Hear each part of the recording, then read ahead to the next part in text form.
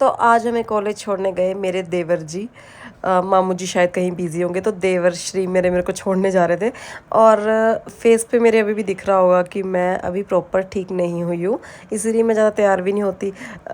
क्योंकि जब तबीयत ठीक ना हो तो तैयार होने का मतलब ही नहीं बनता, ना मन करता है। तो बस मैं सिंपल सी, वैसे भी मैं ज़्यादा कुछ करती नहीं हूँ, और हाथ भी देखो बिल्कुल सूने सूने से हैं मेरे। मेहंदी अभी अच्छी तरह साफ़ नहीं हुई है, और करवा चौथ आने वाला है, दोबारा से मेहंदी लगानी पड़ेगी। इस टाइम मैं इतना सड़ा हुआ मुंह, सीरियस मुंह इसलिए बनाया क्योंकि सामने मेरे मैम बैठे हैं और हमारी क्लास ले रहे हैं। और मैंने तब भी रिकॉर्ड किया कि चलो थोड़ा सा डेयरिंग साइड भी अपनी दिखाते हैं कि टीचर्स के सामने भी मैं रिकॉर्ड कर लेती हूँ। मैम का लेक्चर सुन रही थी इसलिए ऐसा फेस बना रही थी। और ये मैम को भी मैंने ले ही लिया फाइनली आप लोगों के लिए कि चलो बता देते हैं कि नहीं, मैं मैम के सामने भी रिकॉर्ड कर लेती हूँ, बच्चों को भी रिकॉर्ड कर दिया, इवन मैंने जो साथ में हमारी क्लास लगा रहे थे।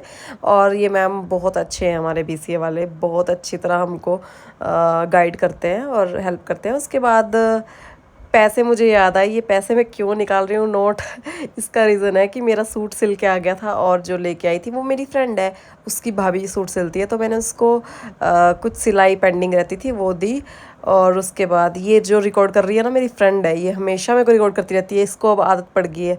उसके बाद घर आते वक्त, कॉलेज के बाद मैंने पैक करवाए समोसे, क्योंकि मेरी सिस्टर का मुझे फ़ोन आया था कि मेरा खाना खाने का मन नहीं है, मेरे को समोसे लेके आई हो, तो उसके लिए मैं 2 समोसे पैक करा के लेगी। सो गाइस, घर को आते वक्त ना मुझे कम से कम 2:30 बज गए थे, और पीछे शोर आ रहा था मुझे कंपनी का, जो मैं दिखा रही हूँ आपको। ये मेन प्लांट है हमारे एरिया का, हिंदुस्तान यूनिलीवर इसका नाम है। और ये समोसे मैं दिखा रही थी आपको कि मैं ले जा रही हूँ घर। घर जाकर एक तो इतनी ज़्यादा गर्मी थी, और मुझे सबसे पहले याद आया कि मैं सुबह दवाई खाना भूल गई हूँ। तो दिन की दवाई मैं दिन में खा रही थी, सुबह की दवाई तो भूल ही गई थी, अब क्या ही करना था।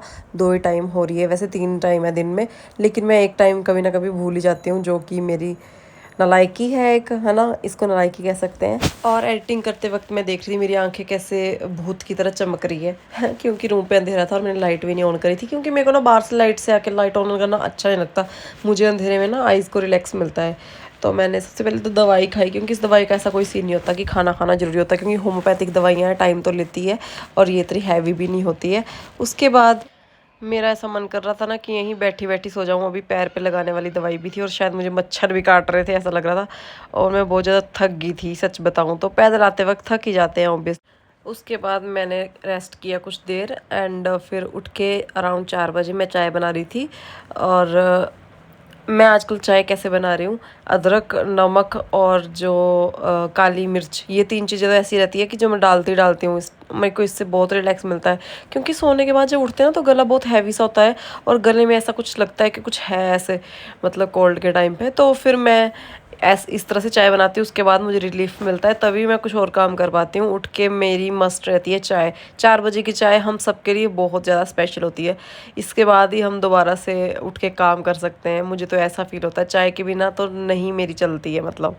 सो गाइस, चाय वगैरह बनाने के बाद चाय पी के मैंने तसल्ली बख्श, उसके बाद मैंने डस्टिंग स्टार्ट कर दी रूम की। कई दिन हो गए थे डस्टिंग नहीं हो पा रही थी रूम की। तो ये बेसिक सा जो फ्रंट का एरिया है, ये तो मुझे साफ़ करना ही पड़ता है, क्योंकि ओबियसली मेरे हस्बैंड की थीम्स क्या पसंद है, ब्लैक पसंद, अच्छा भी लगता है देखने में, लेकिन सबसे बड़ी प्रॉब्लम ब्लैक कलर की होती है कि सबसे ज़्यादा डस्ट ही अपनी ओर अट्रैक्ट करता है, और डस्ट दिखती बहुत ज़्यादा है इस पे। होती तो डस्ट हर जगह ही है, लेकिन जो ब्लैक सरफेस है उस पर ज़्यादा ही दिखती है।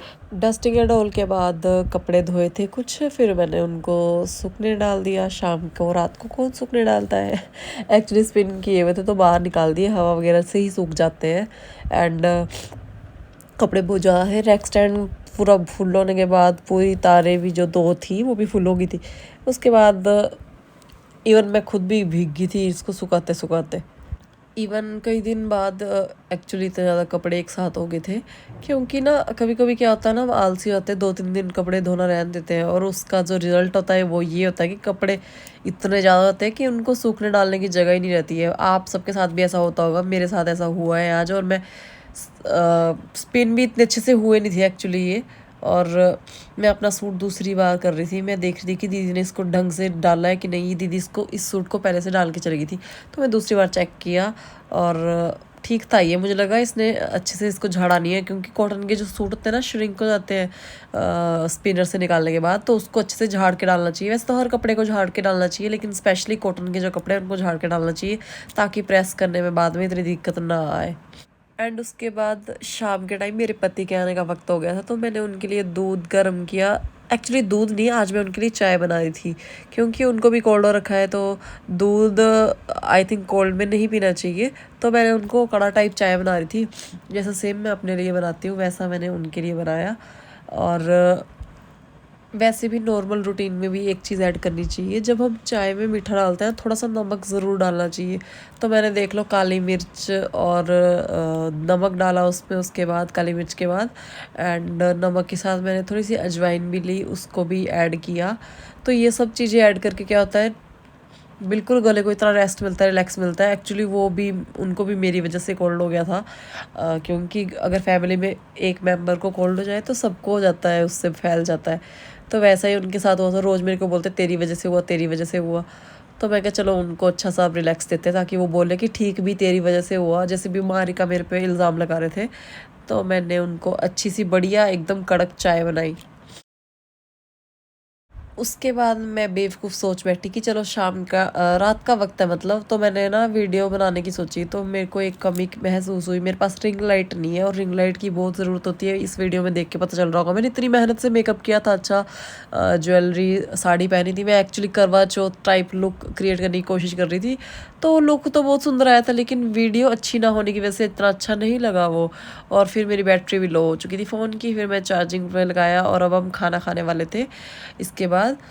तो खाना खाने के बाद हम लोग बाहर घूम रहे थे, और मैं अपने हस्बैंड को मना रही थी एक्चुअली कि प्लीज़ मेरे को रिंग लाइट भी मंगवा दो, और वो मेरे को बार बार ऐसे धक्का दे रहे थे चलते वक्त।